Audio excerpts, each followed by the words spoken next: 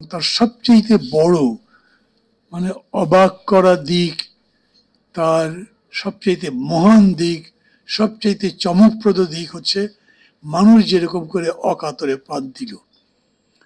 মানে সারা পৃথিবীর লোকজন অবাক হয়ে গেছে, এরকম করে সম্ভব?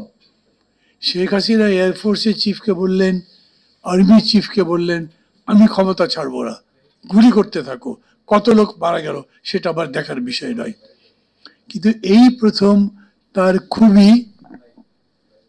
খুবই অনুগত যারা ছিলেন, তার কথা সবসময় মেনেছেন, সেই সেনাবাহিনীর প্রধান, বিমান বাহিনীর প্রধান বললেন, এটা তো অসম্ভব, একটা মরলে 10টা দাঁড়িয়ে যায়, এরকম তো আমরা দেখিনি, এদেরকে মেরে শেষ করা যাবে না।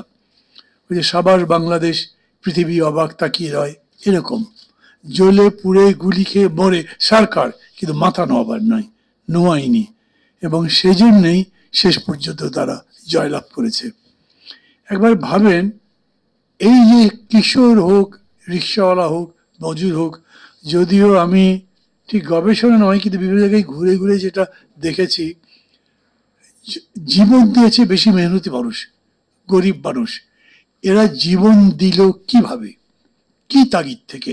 এটা কিন্তু এরকম নয় মিছিল একটা বেরিয়েছে, হঠাৎ করে পুলিশ গুলি করলো, কয়েকটা লোক মারা গেছে।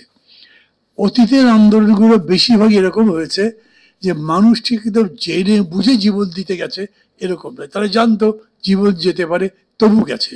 নূর হোসেন আবার বুকে পিঠে লিখে গেছে, মারা যেতে পারি।